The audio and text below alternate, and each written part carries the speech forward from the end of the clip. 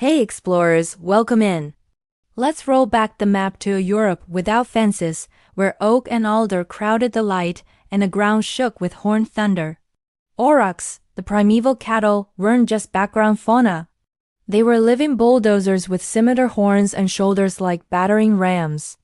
They punched corridors from river to meadow, literally dragging sunlight down into the dense forest floor.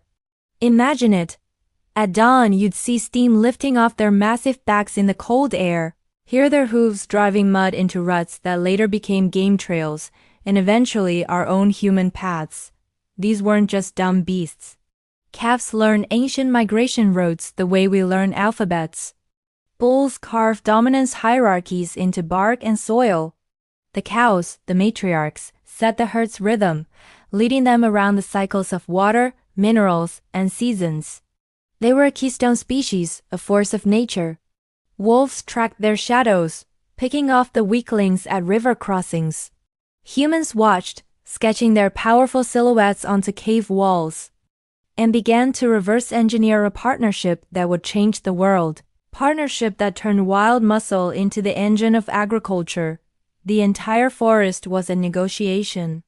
Young trees were pruned by their horns, shrubs were kept low, and their grazing opened up grassy clearings that fed everything from deer to cranes.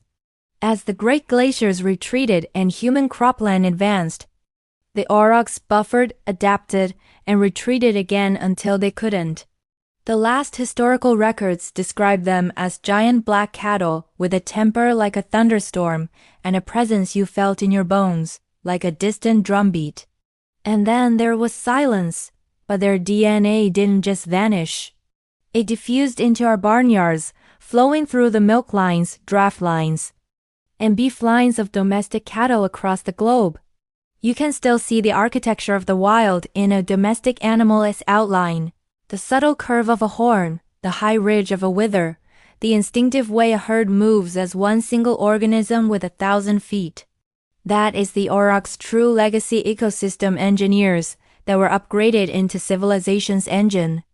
So if you've ever been near a herd of cattle and felt a low tremor in your chest as they thunder past, that's just your ancestral memory, syncing up to that ancient hoofbeat tempo. Thanks for riding with us on this journey back in time. Smash that subscribe button to keep this series roaming free. Tap like so the algorithm doesn't fence us in, and drop a comment with the wild ancestor you want us to track down next.